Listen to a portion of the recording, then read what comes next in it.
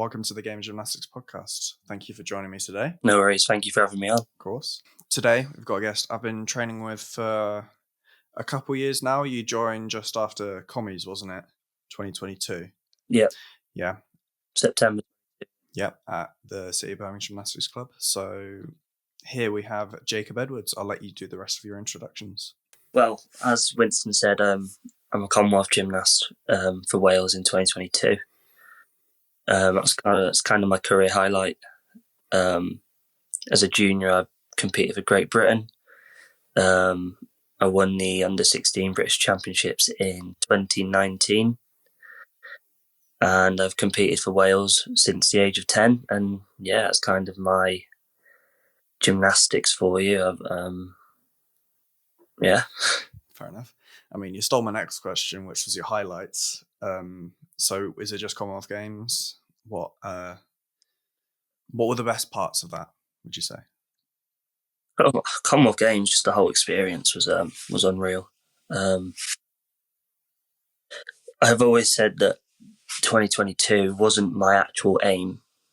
My aim has always been to go to the 2026 Commonwealth Games, and if I was to get to 22, then that would be a massive bonus. But obviously, with the way things went and making the team, it was fantastic, and so I relished on that opportunity and made the most of it. And obviously, to be able to compete in the all-around final as well as the team competition was just, for me at the age of 19, and with how I viewed myself as a gymnast, that was massive for me. It was a great achievement and very proud of it. Yeah, because I guess that would be like a big confidence booster for you as well. Oh yeah. As well, because obviously I came in as a reserve, so I was in qualifying. I think I qualified 16th, which would have made the final, but obviously due to the 2 per country rule, I was ruled out. But then coming in to replace Joe, who'd qualified in about 10th, I think. So he was in the second group on pommel. So I was with, some of the better gymnasts as well. And, it just felt really good just going around with that and being up on that stage in that arena with that crowd, such a big event. Yeah, massive confidence booster. Yeah, especially at Birmingham. Birmingham was, like, for the home nation gymnasts, it was insane support. It must have been. Oh yeah, it felt. Honestly, when I don't say this lightly either, it felt like a Welsh crowd with the support we were getting, especially in that team final day, being like the only team in sub 2. It genuinely felt like the whole crowd's behind us, and I'll never feel anything like that again, I don't think. Yeah. So you said you were a reserve for that comp. How was the preparation for that comp? Because normally it's a bit different. If you're a reserve, you don't take it as seriously. Well, no, I was in the team, but it was just the all around that I was reserved for. So it was like, obviously I was fit, ready to go. I was ready to go in. Obviously, I knew Joe was carrying injuries at the time, so when I finished the team and qualifying, I didn't come out of it thinking, "Oh, that's me over." I in my head, I still knew that I had to be ready. I was reserved for floor as well. So in my head, I was like, right, I'm not done yet. So I didn't let myself. I didn't let my mind wander off it too much. I just kind of, I still went to training. I still did my stuff. And yeah, thankfully I did, because obviously I did get called in and I did have to go and do another six-piece comp. So yeah, I mean, that's. But preparation, we had several training camps before. You're seeing it now with Joe with his Paris build-up. They're going to all these camps. We had one in Lilleshall, one in South Essex, one in Piper's Vale, and then obviously we went into the village and we had a week in the village before actually competing. So, I had 4 or 5 weeks with the team, national coaches, my dad as well. My dad was there. So it was really, really good prep and probably the best comp prep I've ever had. Now you've done that, you said your goal's always been 2026. That's still the case? Yep. Yeah. Cool. So what's your sort of plan for going into the next code? What's your next steps? Small steps. My first small step is get back. Since the commies, it's kind of been a bit of a rocky journey. I've not really had a time period where I can say I've been fit. You've seen it in the gym with my shoulder, and we're all the same. We all have these injuries, and it's hard to, especially when you're coming back from a surgery, it's really hard to get back into that routine. And I would say I did get back into the routine quite well eventually. It took a while. But then as soon as things started getting harder and, started pushing myself a lot more, the signs of the injury started coming back. And unfortunately for me, that was around the time of Welsh British. So,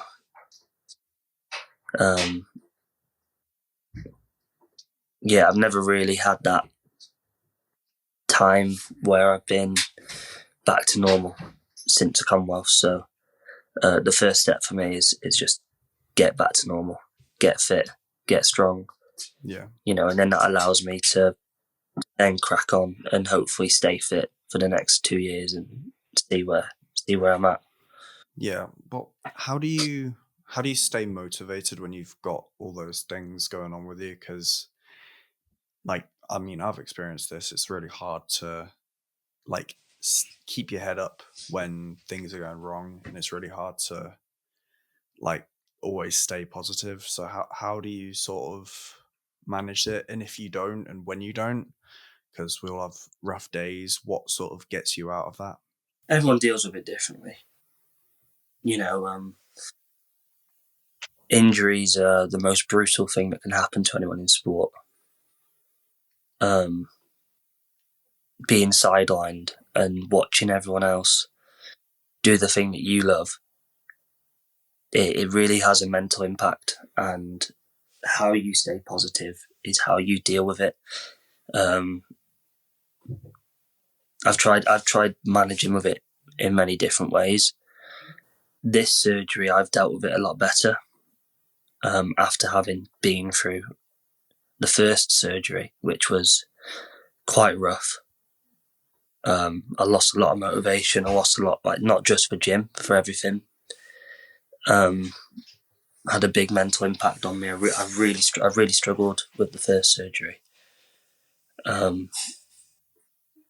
So I knew this time I can't do that again. So thankfully, this time I stayed motivated. I was, I'd had my surgery. I was still going for walks, going for runs. I was still going to the gym. I was still doing legs, core, trying to keep myself as active as possible to then allow me the best chance for when I come back. And I just looked at it that way. Instead of moping about what you can't do, make the most of what you can do. And that was the approach I kind of went this time. And it really helped. Yeah, of course it would. You've had a bit of a rocky road back, 100%, and you've had ups and downs. When you're at the downs, is it just staying strong and sort of self-talk that gets you out of it, or is it talking to other people? What sort of helps you most when you're in those sorts of positions? I think I'm very lucky with the teammates, family, all the support system I've got. Obviously, all my family are very heavily involved in the sport. You'd know as well with your family being, involved as well. They're there for you. They understand what you're going through. So I think having, family that are like that has been very, very helpful. You know, my mum's my biggest supporter, so I know that if I'm having a tough time, I know that I've got someone I can go talk to there. My oldest brother, he was a gymnast. You know, I can go to him for advice. My sister's a coach. I can go to her for advice. You know, thankfully, I've got that support, very good support system around me. So when I am at my lowest, and if I am struggling, I know there's people there that I can talk to. And then the teammates, you know, you guys have kept me going a lot of the time. I don't think, you know, I don't really ever come out and say it and give you guys the credit you deserve, but my team in Birmingham, all of you, have really helped me through the injuries and coming back. And especially obviously Luke and Lee, they've been massive as well, like in terms of keeping me motivated and keeping me positive. So I'd say more external factors than internal have helped me keep going. You know, I'm not really the most confident of people in terms of my gymnastics, but yeah, so self-talk isn't the best option for me. So thankfully, you know, I've got that support system that keep me going and keep me motivated. Yeah, I mean, sometimes that is what you need. Like, you can't always be 100% self-motivated, because when those self-doubts start to creep in, it can very, very easily become a downward spiral. And like that's never what you never want to be completely by yourself when you're telling yourself you're not good enough, because then you're never going to get out of the mess you're sort of in. Yes, you have ups and downs, and it is sometimes when you're at a down part, you can sort of talk yourself into going back up, but sometimes, especially when you're at an injury or you're really struggling with training, you do need that support system around you. So I don't think it shows that you're not able to do it by yourself. It's just part of being human, I guess. Yeah, it is. Yeah, 100%. You know, we all have emotions, don't we? We're not robots. So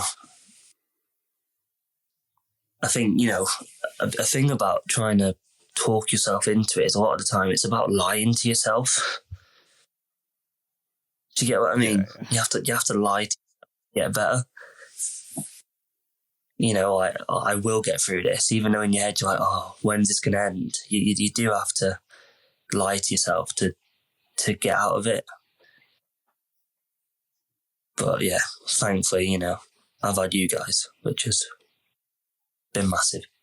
Yeah, and I mean, I could say the same when I'm in tough positions, like having the guys in the gym, like even if they don't say anything specifically, do anything specifically, like just having them there and knowing them I have them there is really helpful, honestly.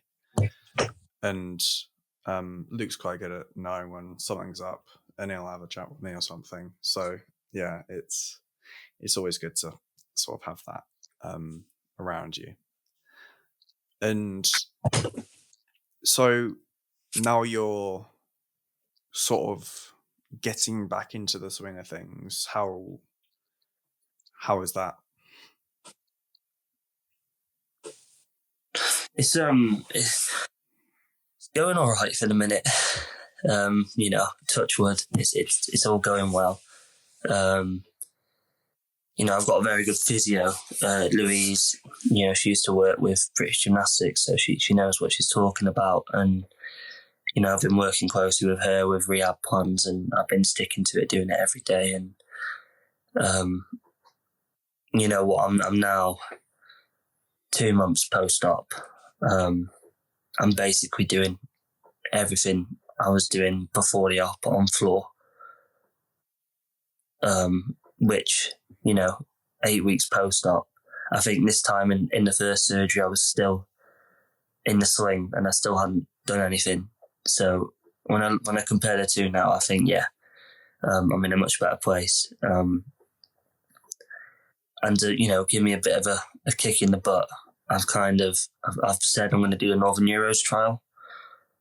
So that's in 6 weeks. So I've got to get myself fit on floor for that. And I spoke to Fraz about it, and he said the same thing. He said, get yourself fit, get yourself, in the trial, do floor. And he was like, if you make your team, great, but if you don't, at least you're fit then, and then you're in good stead for the rest of the year. And, mentally, it puts you in a better place. And those words have stuck with me, and I'm just trying to get myself as fit as possible. But obviously, I'm not turning a blind eye to the rehab focus, and I really have to make sure that I'm making the shoulder right and not rushing, step by step. Judgment on the next day based on how it's hurting, and it's a very difficult time when you're coming back from surgery, because you don't know what you can and you can't do. And it is really that trial and error. So, a lot of the last few weeks has been trial and error with my dad. So, with my dad coaching me. So, I'd say it's gone really well so far. And if it keeps going like this, I could really put myself in a position to be, actually fully back, which is the goal at the end of the day. So, yeah. So the plan is to be back for floor in 6 weeks. Are you planning on doing any other apparatus in those for that trial, or literally just sticking with just floor and that's it, and then maybe pushing for the rest of the apparatus like to the start of next year or something? So the plan is floor for the trial. Go out there, showcase, what I'm good at. It's my medal potential piece. Show what my floor can be for the team. If they want to take me for that, then great. It'll then be another 4 weeks to the Northern Euros, which, is about 10 weeks from now. So depending on whether I make the team and my progress on other apparatus, who knows how many I could do by the time of the Northern Europeans. I'm swinging pommel sort of now. I did my first circles on the handles the other day. I've been doing swinging pirouettes on P-bar, and it's been feeling all right. And so, 10 weeks time, could I have a couple of routines ready? Yeah. It just all depends on the next 6 weeks. So, yeah, the plan is floor for the trial. And then if I make the team, whatever else I can get ready. Yeah. And whatever I can do to support the team. Fair enough. Yeah. Because I had a somewhat similar experience trying to get into getting ready for teams this year, because I'll go out on my cast 8 weeks before the comp, and yeah, just basically as like a cautionary tale, I guess. I pushed way too hard, way too fast. My ankle was like killing me on the day, and yeah, like everything else went bad. Like my wrist went during the prep. I got ligament damage in my finger. That was just a freak accident, in all fairness. But then my shoulder went as well, like the Tuesday of the comp. So, yeah, like I think what you're doing is a good plan, because you're sticking with something which has very little to do with your shoulder, just for the trial for 6 weeks from now, and you're giving yourself enough time to rest. So I think that's a good way of sort of going about it, I guess. Yeah, 100%. And I did tell you about, to be careful in teams prep and everything. You can't say I didn't say. No, yeah, I know. I was just, I was just on something else. Like, no, you were coming back from injury as well. It's that wanting to get back out there feeling, and I think it's the same with me now. It's just wanting to get back and show everyone you're back and get out there, compete. And I would have done the same if I was in your shoes with British teams. I would probably have tried pushing and doing as much as you did. But the fact that you got out of your cast, you say 8 weeks before, and then 8 weeks down the line you're competing floor and vault at the British teams in a free to count man team on those apparatus, and I think that's hats off to you. Like, fair play, mate. That's incredible. Stupid, but incredible. Yeah, that's fair. The plan was to do 4 week, 4 apparatus in the competition. The plan was to do pommel, rings, P-bar, high bar. But I ended up not doing rings and doing floor and vault because it's just what the team needed, because we had Gabe had a back injury. Josh had Josh still had a bad knee and couldn't do any landings, so he couldn't do anything except for pommel. And then so I just thought I had to fill in for everyone else. The good thing was that Gabe could do rings, so we had 3 up 3 to count on rings, 3 up 3 to count on vault, 3 up 3 to count on floor, which was it was a tough comp, and I really hadn't done much prep in terms of, especially floor and vault. I got on vault. Well, I got on doing double twists 2 weeks before the comp or something like that. And only ever to I think I was in. Sorry? I think I was in the gym for your first time going on the floor. I think you were, yeah. I think I remember your first floor, and I remember thinking it was about 2 weeks before? Yeah, something like that. I remember thinking, oh God, he's got a task on his hands here. And I was like, I didn't feel sorry for you. I just knew, I was like, this is going to be a big moment for you. That pressure of being called in to do 2 pieces, especially that, you've had an injury that you've not been allowed to do. And me and Dan spoke about it, and we were just one, worried. We didn't want you to hurt yourself again, and 2, it was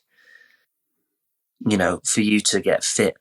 Obviously vault is just about getting the vault back, but with floor, getting routine fit on floor in 2 weeks without having done any landings, it's a really big ask. And I think you've got to understand that even though you did make that mistake on floor at the teams, it was a very, very tough task. And for you to take it on, it takes a lot for someone to turn around and do that. So it shows you're a team player and that you're ready to do that for the team. And that's what everyone loves. So yeah, I remember what I was going to say now.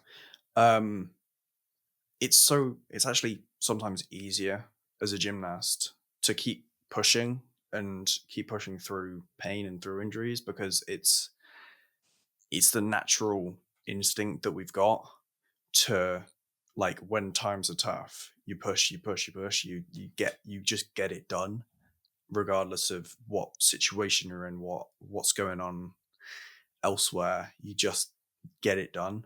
And I think that's something I sort of need to tone down sometimes, because it doesn't always help. It doesn't always result in what you want, and it's not always the right way of going about things. Like you say, hit the nail on the head, mate.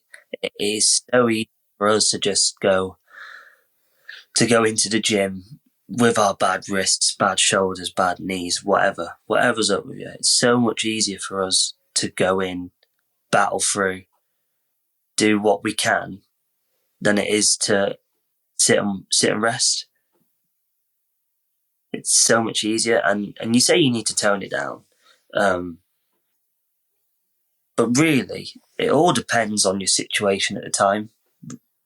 If you're doing it on a random Monday in the middle of God knows whatever month and for no reason at all except for just to keep training, then yeah, I would say tone it down. But, if you've got the biggest competition of your life around the corner that you have to keep training for, then you're going to battle through. You're not going to take the time. You're going to find those alternatives. When I had the Commonwealth, I had my shoulder was bad before the Commonwealths, and you just kind of compensate, don't you? So like with rings, you take things out, you make it easier so it's less impact, so that you can keep going everywhere else. And you work through it that way. You be clever about what you're doing. If you've got a wrist injury, you instead of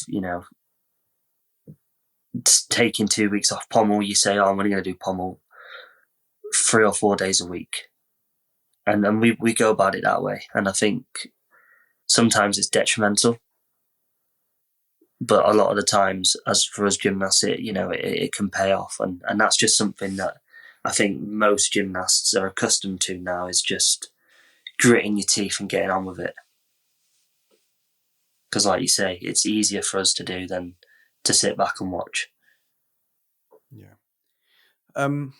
Yeah, it is tough sometimes to find that middle ground. Like if it's a competition, but if it's not like the most the biggest competition you've ever done, then what's the process behind it? Like, I guess it depends on the risk of further injury and the pain that you're in, and like how big the competition is. But sometimes it's just finding the balance, and it's not like sometimes it's quite hard to know what the right answer is. Like for me, when I was doing British teams, like it's not the biggest competition ever, but I really wanted to help the team, and I really wanted to make a difference to the team. But now I've also managed to injure my shoulder the Tuesday before the competition, and it's still bad. How many weeks on? Like 3-4 weeks on, and it's still probably going to continue to be bad further on from that. So it's knowing sort of unknowable variables, I guess. Yeah, you're not going to know unless you've got, the support system around you, where you've got physios and you've got, and they know what the injury is and they know what's coming up. Unless you've got that very close support system with you, it's kind of just a guessing game. You don't know what pushing is going to do. You don't know whether, you're going to, if it's going to be detrimental, cause further injury, longer time to get back.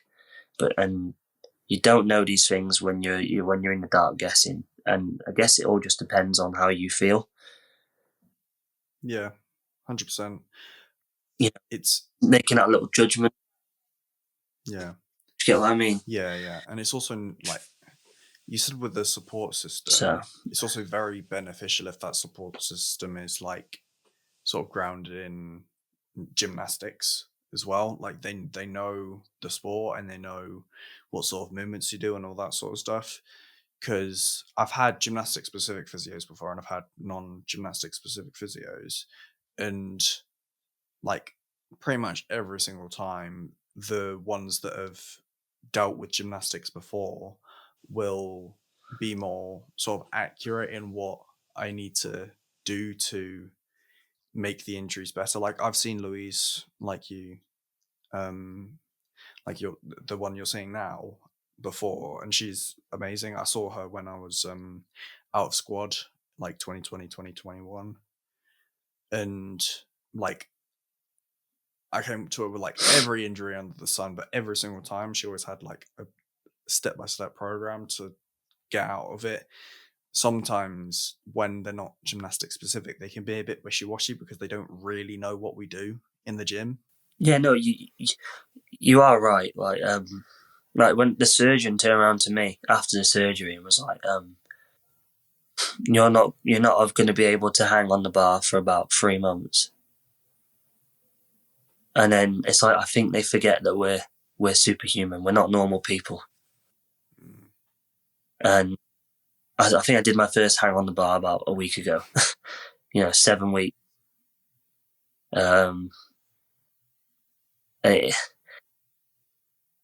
It's I don't know whether it's because of what we're used to doing, or whether it's because the way that normal physios and surgeons, their judgment is based off of the guidelines, the generic normal living person. And obviously, with what we're used to doing, our normal day-to-day routine is nothing like a person with a 9 to 5 job. And I guess, with the brutal routine that our bodies have gone through for the last however many years, has just developed us into a way that, we will just naturally get back quicker. We will naturally just get into those things a lot sooner than anyone else would. And it's just like we've been conditioned that way. Do you know what I mean? Yeah, 100%. I'm in agreement. Like, it's, for us, we do this so often. Like, we have so many injuries, and we go through it a lot more than the average person as well. Like, not like the average person won't break their bones as much as we do. They won't have as much ligament damage or tendon damage and all that sort of stuff. Like, just because of the amount of stress that we're putting through our bodies, but because we're also used to recovering on like a day-to-day basis, like from just general conditioning and training, like strength training and stuff like that, because we're used to recover, like our body's used to recovering from that. I think it makes us more prone to, like, more capable of recovering from bigger injuries as well quicker. And sometimes it's quite difficult for even like just sports specific physios that aren't gymnastic specific. They'll be like football physios. They won't know as much about a shoulder than a gymnastics physio will, because gymnasts always have shoulder injuries. Like, it's such a common injury for us, but for a footballer, that's really uncommon. They're normally like ankles, knees, legs, all that sort of stuff. So even if it's just a sports specific physio, even that's sometimes not enough. Like, gymnastics is such a unique sport in that we use our entire bodies and we put it through so much stress every day that it's just, yeah, it's not, I guess it's just not normal. No, we're not. We aren't normal. But that's what makes us different. That's why gymnastics is, in some people's eyes, the most difficult sport in the world. Yeah. I mean, we kind of do. We kind of do 6 sports in one, really, as men's artistic gymnasts, because every apparatus is so much different to the last one. Oh yeah, massive. So yeah, I think like specialists, in terms of the amount we train, the amount we put. Like the amount we train, the amount we put our bodies through, the amount of mental impact it has. I'd 100% say gymnastics is the most difficult sport in the world. I don't think there's many other sports that come quite as close. Yeah, 100%. Like, if you look and that's at why it's so difficult. like a ring that's why it's example, so unique. That's why it's hard for us. You see what they're with doing. Physios. You wouldn't say that they're not doing a full sport, because they put in so many hours still. And like, that's just one of the 6 apparatus that every other gymnast does. And yeah, like, just the sheer amount of variety that you have in, like, the apparatus and the sheer amount of effort it takes, because they're so different, which means that they need so much like different things to them as well. Like you need different qualities to be a high bar worker than you need to be a rings worker or a P-bars worker, pommel worker, all that sort of stuff. Like all of them need different qualities. So yeah, it's just, yeah, it's ridiculous really. And needing to be like, especially all-rounders, like some, like the best all-rounders in the world, I do not know how they do it, because they're almost like specialists, but on every single apparatus, or all of the apparatus bar one sometimes. And it's like they could make finals in a lot of those apparatus, if not all of them, in most competitions, like even like world level competitions. Cool. I think that's a very like good point you say about like the all-arounders and why it's so difficult. And it got me thinking the other day. I was listening to Sam's podcast with the one he did with the lady that runs the Gymnastics Twitter. Mm. I don't know if you've heard it. They were talking about the Japanese team. Right. Have you listened to that one? But continue. So they were talking about the All Japan Championships and their Olympic trials. And I think in our British there was 4 people that scored over 80. It was 3 that scored over 80. 1 was like 0.05 off. That was Ruben. Call it 4. Call it 4 because it's so close. I think in Japan, and we talk about how difficult it is to score 80. You know, that's kind of like our benchmark that most gymnasts want to get that score, don't they? And then above that, you know, is good. In Japan, apparently I think it was 40, 43, 44 gymnasts scored over 80.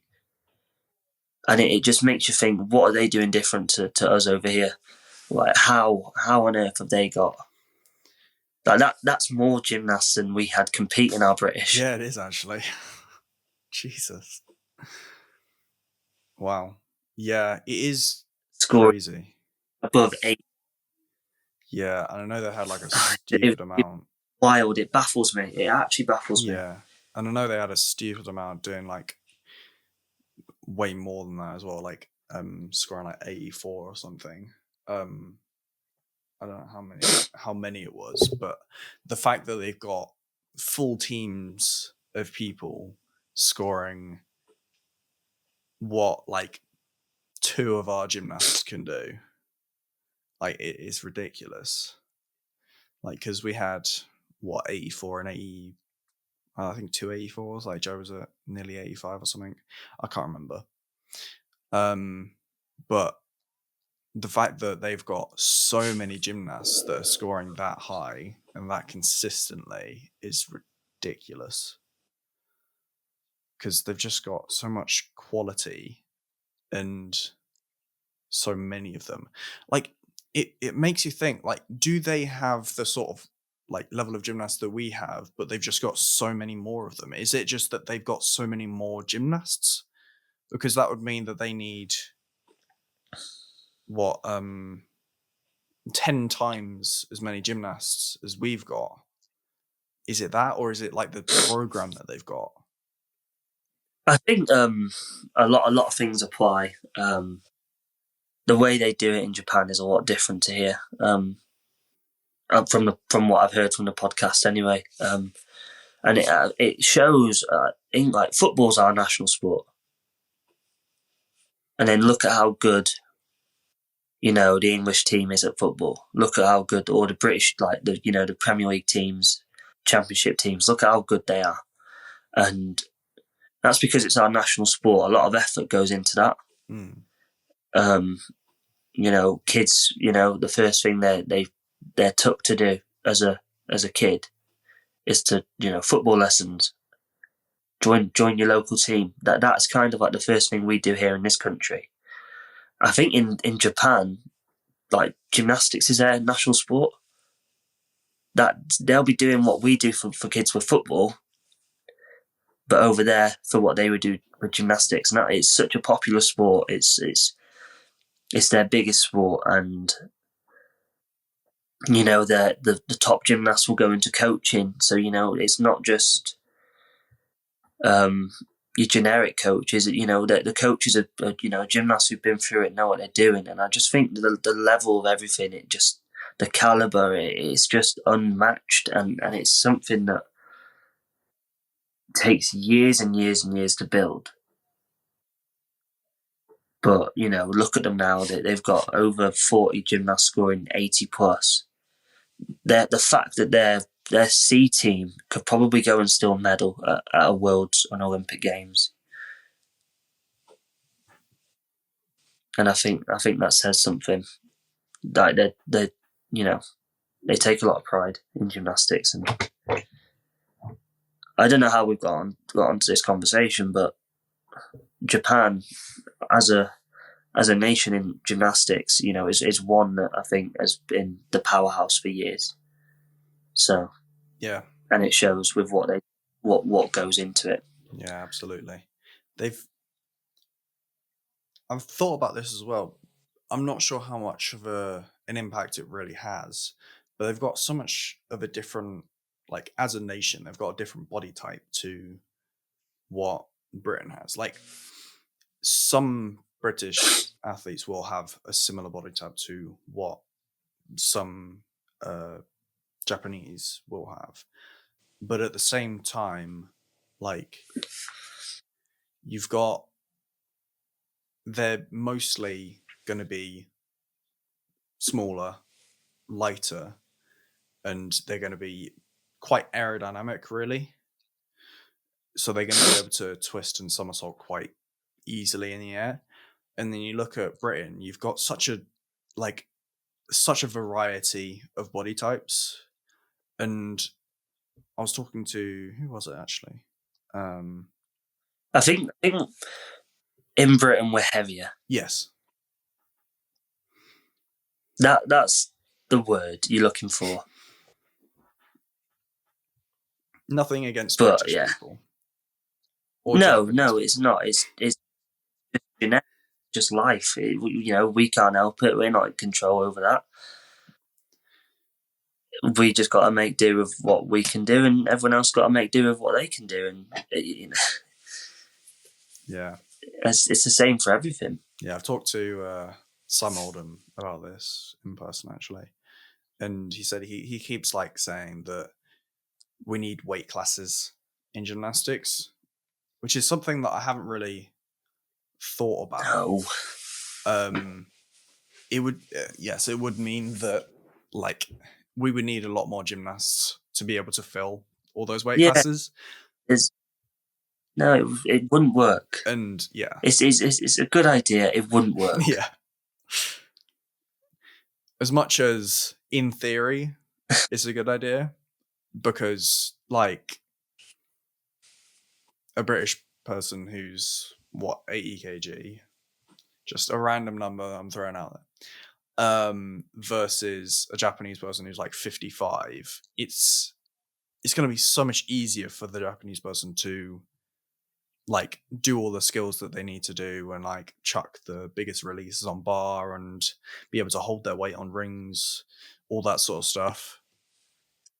But then in practicality, it's very, very difficult to implement. There's a lot of different factors though that come into play when you talk about stuff like that. Well, the plan is to do the like English British next year, and that's going to be the next comps after Northern Euros. Yeah. If I don't go Northern Euros, then it'll be just straightforward, get fit, get everything back, get some skills ready for February, where I've got books, and then Welsh, English, British, get fit for that, because it's an important year next year.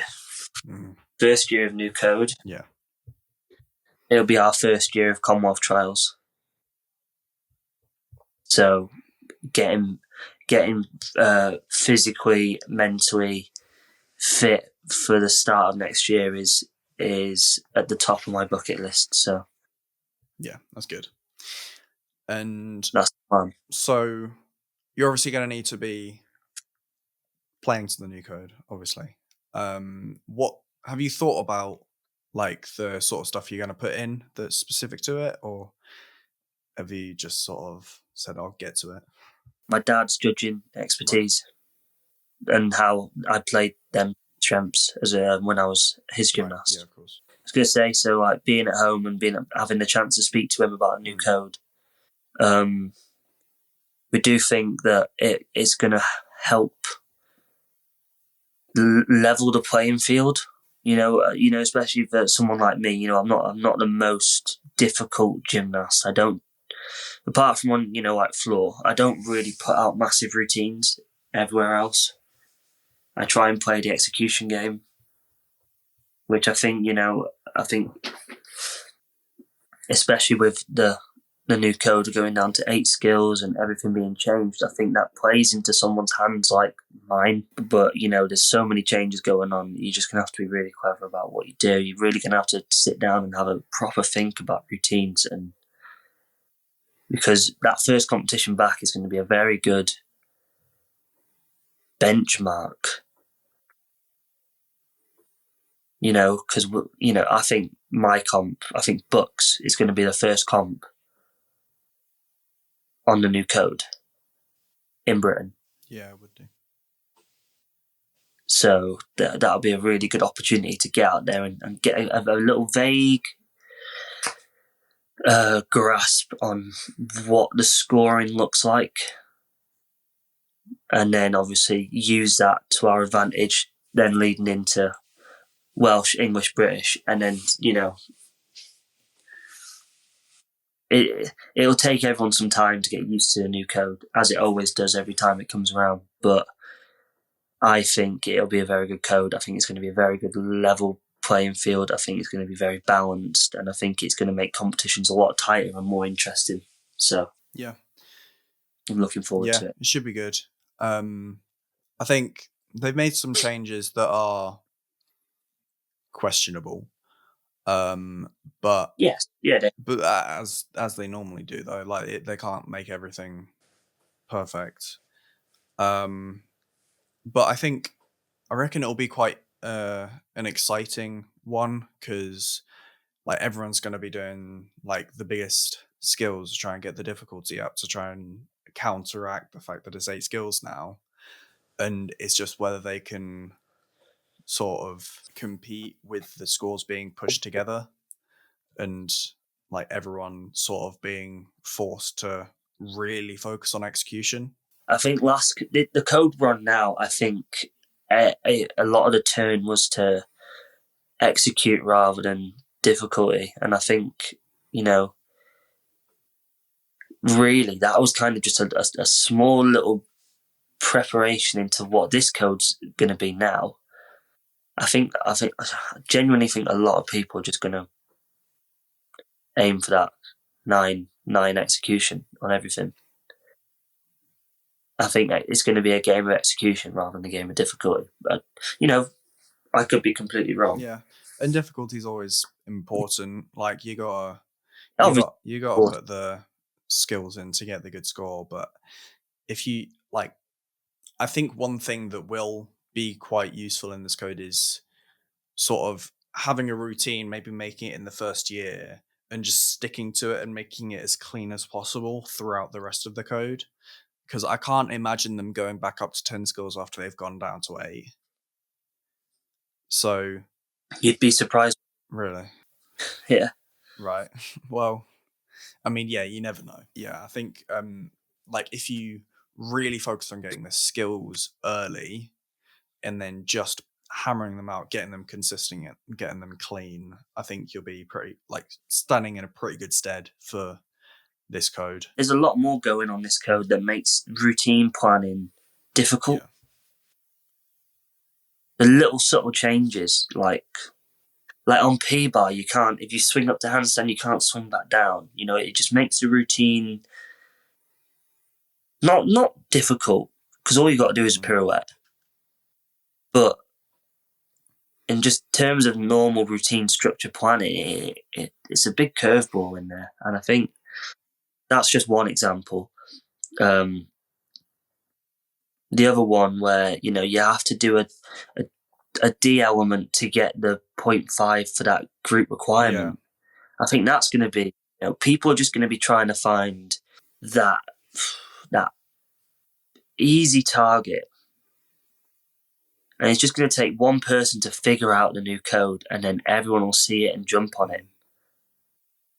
Do you get what I mean? I get you. It just takes that first person to crack the code, and then everyone else will be doing it. It's like this code with Steinman. Yeah, 100%. I think some people will took one person to do it. Some people will still be like running that 100% because it fills up skills. Well, because it's and it's clean. It's 3 skills. 2 of them are C's. You get 1 D in the middle, and that D will be your swing requirement. Yeah.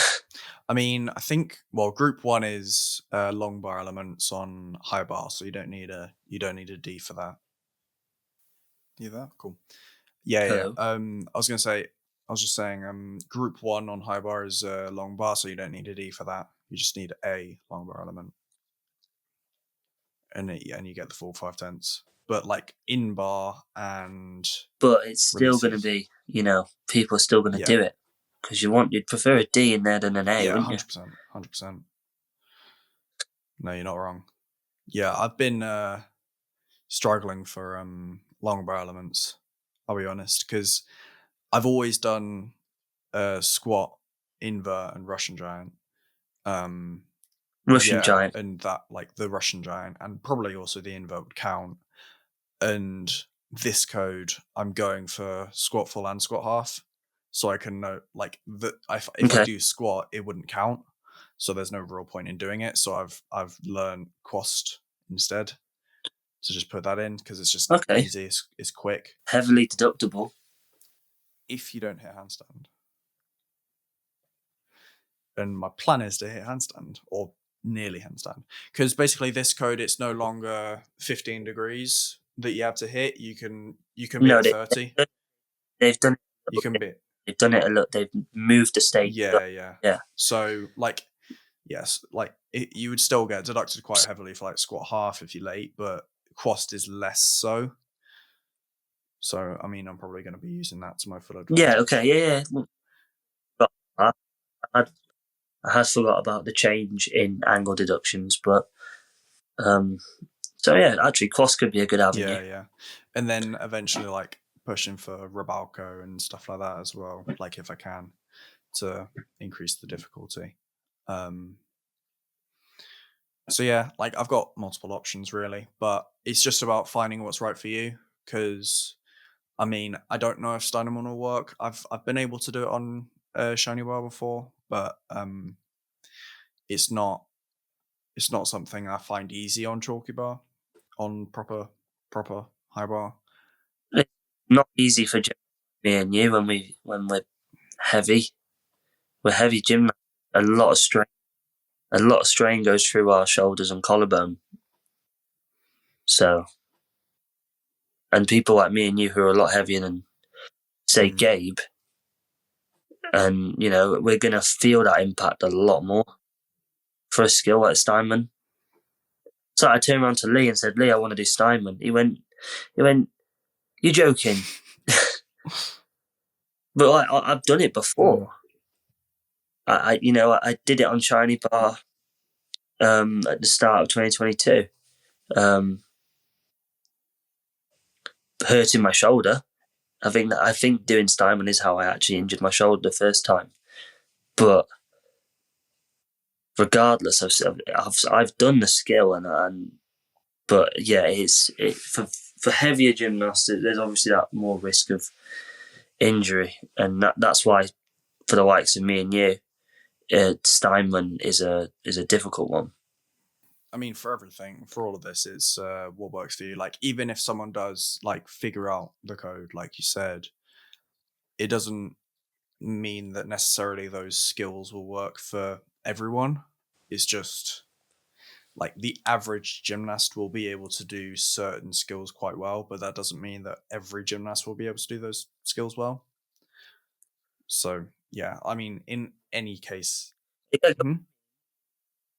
No, I get what you mean, but it's just going to be that benchmark, Yeah. isn't it? And coaches are then going to strive everyone on that level, and it's just going to. It's a chain of events, Yeah. isn't it? One person does it, and start seeing everyone do it, and it becomes that baseline. But yeah, obviously, it's just what works for you, and it's just going to be everyone trialing and seeing what works for them at the start of new code. Yeah. So sort of like a skeleton of a routine, like that sort of the base routine that you sort of like pile things onto. So you've got like the standard routine, and then you sort of add extra skills on top of it. So you sort of like a triple twist finish on floor last code, but you can't do that anymore. So people are going to be chucking, well, some people already do like double back falls, but then people are going to be doing bigger dismounts as well. There's a lot to think about this code. Like last code, it was quite simple. You just needed to have any amount of each of the element groups plus a D plus dismount. Now you've got to think about how difficult the group 2 and 3 elements are. You have to think about how much difficulty you're getting in the dismount, more than D as well. So there's just a lot more moving parts. So I think it's quite hard to just figure out as such. it's going to be a tactical code. Yeah. Very tactical. And, you know, in the past, coaches haven't had to have known much about the code. They just had to know the basics, like you say, because it was quite simple. But now, not only gymnasts, coaches, everyone's really going to have to do their part in looking at the code and making sure that everyone understands it, because, like you say, there's been so many minor changes that have such a big impact. And I think it's going to be vital that you know your stuff. Yeah. Just for your own benefit. Yeah, 100%. So get revising, wins. If you don't know, get to know. All right, well, I think that's a good place to finish off.